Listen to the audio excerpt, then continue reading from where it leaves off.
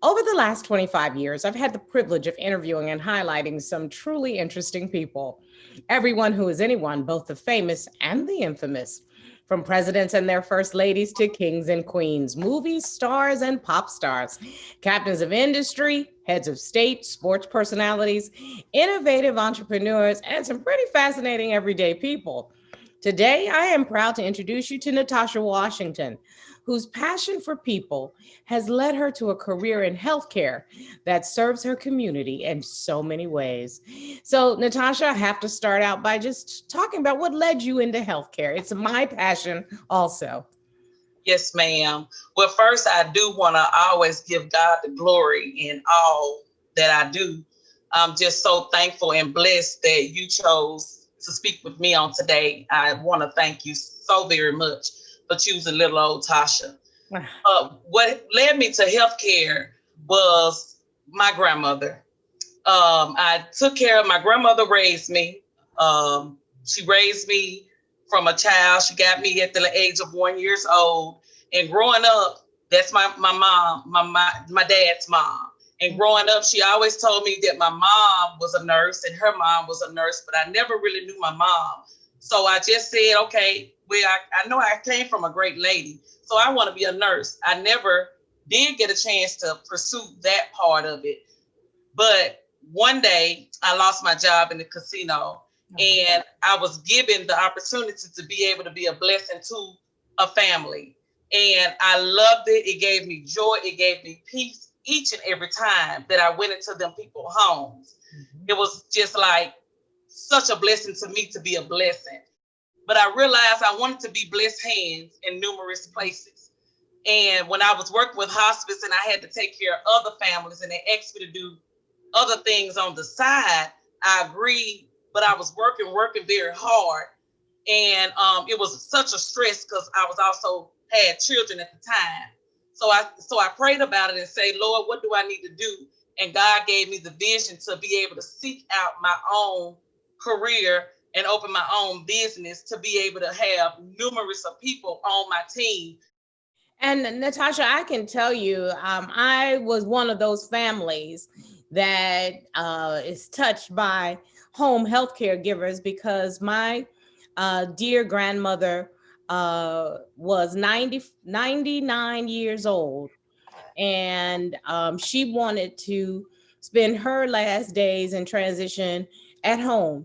And to have a blessed set of hands there to be of assistance to my family, I can tell you is like nothing else. And so I thank you on behalf of the families that you touch in your community, and the ability to take your passion and your blessing and actually turn it into a business is extremely smart. So as a female entrepreneur, and because you own it, C-level executive, tell us what challenges you faced on your path to success, and then how'd you overcome those challenges? Well, my challenges, to be honest, not to bash or anything with anyone, but my challenges was my family. Mm. My grandmother raised me, and I wanted to give back. And to be honest with you, the my grandmother had three boys, one deceased now, and my father and my uncle, and they really turned their back on me when I decided to help their mom. Mm. And I was so broken, and my dad felt like he was like, "Well, you don't. That's not your mom, and you think that's your mom. You don't supposed to do." And it was just such a difficult path. It took a whole lot of energy out of me in order to do what's needed to be done for my grandmother. So my main thing was overcoming them. I with the help of my community, they really stuck with me, and the help of my blessed pastor at my church, believing in me and praying with me. And that's really what got me through having a great connection with my church family and a great pastor to be able to believe in me. And my grandmother's pastor, he called me and stuck with me. We always still attended church, even in the midst of everything going on. Oh, I got grandma up. We went to church. It's just what she wanted to do that gave her joy. And it gave me joy to be able to bring that later along with me. Uh-huh. What I have always found is when you see a stumbling block that is designed to be a setback, You just have to switch it up, or as I like to say, flip the script and turn a setback into the setup for your next success. And that's literally what you have done with the Washington Home Health Agency. So tell me, what is the mission of Washington Home Health Agency, and what is your role in fulfilling that mission, Natasha? Our mission statement is really blessed to be a blessing, to be a blessing to each and everything that we touch.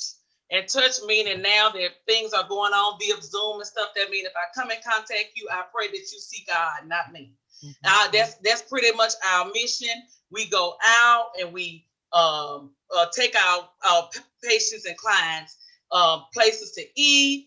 We go when we celebrate with their birthdays. Actually, we did a surprise birthday this weekend with one of our patients and got his family in. Oh, honey, it just in order to do whatever it needs to make their day. We play bingo with them. We actually took them in our little limousine that we have, just to make their day, because at the end of the day, it's like supposedly their end time that's going on, but they still want to feel like the kings and queens they are. And that's what we always give back, is for they can feel that royalty even in their ending part of their lives.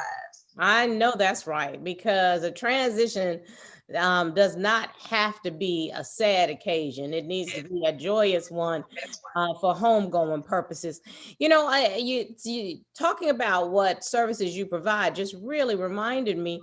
I have to imagine that the business has changed a lot during this global pandemic, because our elderly and our infirmed and those who are in agency situations, they have been hardest hit by this global pandemic. How has it impacted on your business, Natasha? Actually, it still has been a blessing. Nothing has stopped rolling. We've just been more cautious, staying, having our sanitizer and our spray with us and going into the homes. Being that they're in the home and not in the facility, it's been a blessing, because I've been pretty much telling ourselves and my employees to try their best to not get out into the media as much, social media as much with people, to pretty much think about the family like your family. You don't want to bring too much in with them. So let's focus on still going into our homes and going out less as possible. So to be honest with you, it hasn't affected at all. I only had one worker that was affected with COVID, and she overcome greatly. She's doing great. She's back working, no patients. And so I'm thankful and blessed that we've been so precautious, that God has been so awesome that we haven't been touched with anything. That's a wonderful testimony to be able to say that. I understand that the Washington Home Health Agency was not your first venture. Talk to me a little bit about some of your prior work. Okay, well, I started off working young, 15 years old was churches, 17-year-old was Ryan's, and I went on to the casino at 18, Rainbow, and actually when I turned 21, I went to the flooring part, and I worked in slots. So I worked in slots for 10 years, slot attendant, and then I became a slot supervisor, and I love people. So being able to interact with them people, honey, I enjoyed myself coming on that casino. The only thing that I didn't like is the fact that it took time out from being able to be around my kids more. I raised my brother and sister. I was 21 when I got custody of them. They was 11 and 12. So it took kind of time from that, but it also blessed me to be able to put food in their mouth. So I did whatever it took. So the casino world is where I was, and I love to interact with people, and I connected real greatly when it comes to elderly people. They looked for Miss Tasha. So that really, I think it kind of got me ready for what I'm supposed to be in. Mm-hmm. Absolutely. You've said that you hope to be a blessing to others through your work. Do you think that you've accomplished that goal, Natasha?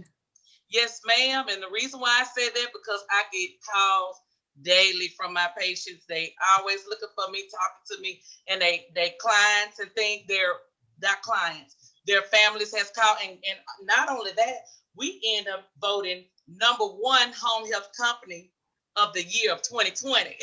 Bravo. also let me know that we have been doing for this, because they said this was the biggest number when it came to people voting. They had over 5,000 participants that voted in this contest. Mm-hmm. So that's the first thing we've ever won, and we've been in business. This year made 5 years. Next year will be our 6th year. And to be recognized and noticed by people you didn't even realize that seen you. Mm-hmm. That I knew then that I have been in the right place. Yes, indeed. Yes, indeed. Well, what you've done thus far is so admirable. But I want to know, what are your goals for the future? How do you plan to further the goals of the agency? Yes, well, my plans for the future is, and I've never thought about opening a company like a facility. But lately, I've ran into a few people that had some things going on, and they're not getting treated well. And God put on my heart that some people ask you about a facility, and you always said no, but that's what I want you to do. So my plan and my prayer now is to open up numerous offices where I can be all over the world. I want to be all over the world, and not just one county of Mississippi. I want to be able to be a blessing each and every place in the world that I can. The plan is to touch anywhere I can be at, for people can feel just so blessed in the love I feel for people. I just want them to feel the same thing with the help of Jesus through me. I do different things with the churches. We also do health drives and things like that. Actually, I'm now with Primerica Financial Services, been there a few years. So I'm actually able to financially help families also in the community. I want to make sure that we get everything out. So what is the one thing you'd like the viewer of this video feature to walk away with? First, I want to always say that our mission, one of our missions that I didn't mention is our prayer we go by, which is Proverbs 11:25, which says, a generous person will prosper. Whoever refreshes others will be refreshed. Amen. And I feel like if you go in the right path that you're supposed to be in, and you do exactly what you prayed about doing, and you pray about it, you seal a deal in the name of God, and you just send it up to heaven, and you sign it with his name. I feel like whatever it is that you want to do, you pray about it, you talk to God, and you run after it no matter what it is. Mm-hmm. Because you got to realize that if you have that connection with God, he will talk to you and he will show you and tell you you're in the right path. And if you feel it all in your soul, just know that you never give up on your dreams, because God will never give up on you. So I believe in being a blessing, and I believe that we all should be a blessing to one another. What a wonderful sentiment. I have always felt when preparation meets opportunity, nothing is impossible. And then when you put some faith with it, you should be able to accomplish anything you want. So Natasha, I thank you so much for your time today, and thank you for what you're doing for your community. I know it has indeed been a blessing. Thank you. Thank you. God bless you. You also.